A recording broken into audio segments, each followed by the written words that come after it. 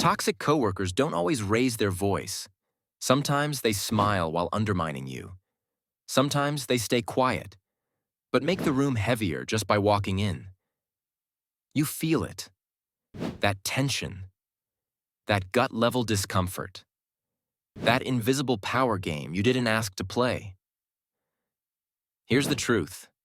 You don't need to out-talk them. You don't need to expose them. You don't need to prove anything to anyone. You just need quiet power. The kind that doesn't react, doesn't chase, and doesn't shrink. In this video, we'll break down 7 silent power strategies for dealing with toxic coworkers, rooted in psychology, emotional control, and self-respect. Let's begin. 1. Master the art of the neutral face. Toxic people want control, and their favorite weapon is your reaction. When you flinch, when you defend, when you show irritation, they win. So here's your first strategy: neutral expression. No eye rolls, no sighs, no raised eyebrows. Just calm, blank, polite. Psychologists call this non-reactivity bias.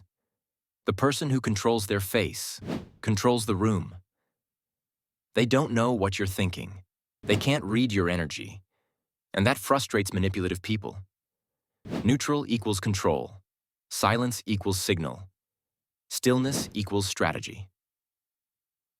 2. Don't match energy. Set the tone. In toxic workplaces, there's a trap. You start matching the energy you hate. They're passive-aggressive, so you fire back. They gossip, so you vent. They bring chaos. And now, your day is off balance. Here's the shift. Don't match energy. Set tone. You become the standard, the calm, the clarity, the person who doesn't feed drama, doesn't bite bait, doesn't react emotionally. This is called emotional leadership, even if you're not the boss. You respond with period. Short, polite answers. Clear eye contact. Calm pauses. Zero over-explaining. You change the atmosphere without saying a word. 3. Protect your reputation quietly.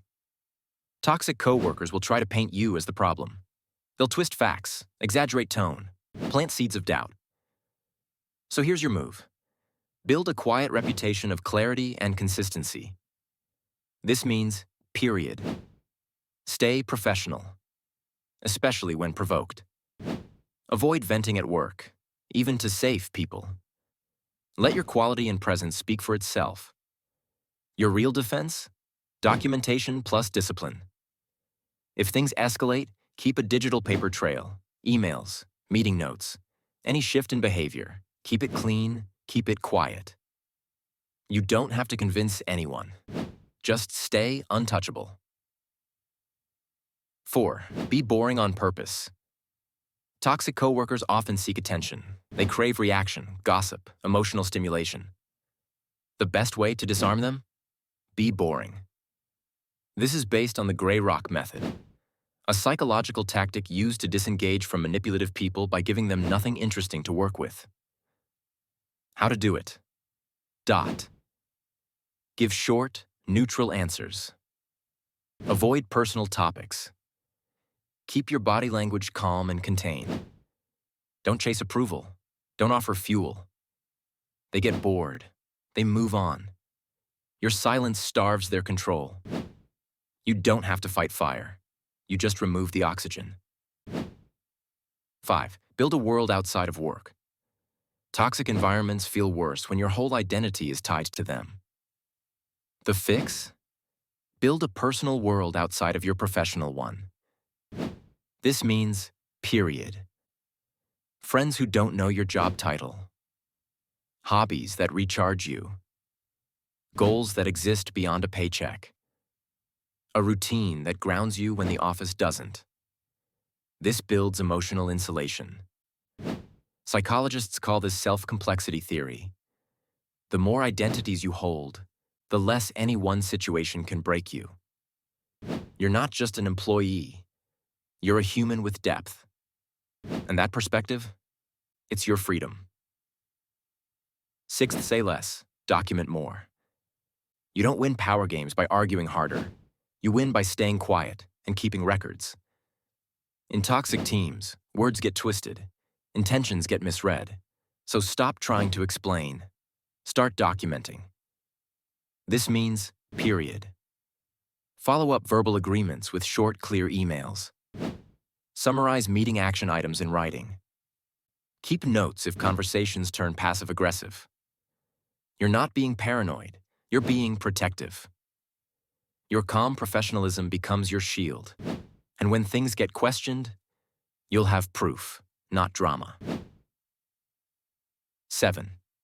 Reclaim power through choice.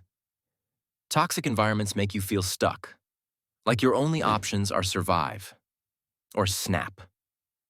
But there's a third path, quiet choice. You don't have to announce anything. You don't have to burn bridges, but you do start making moves. Update your resume.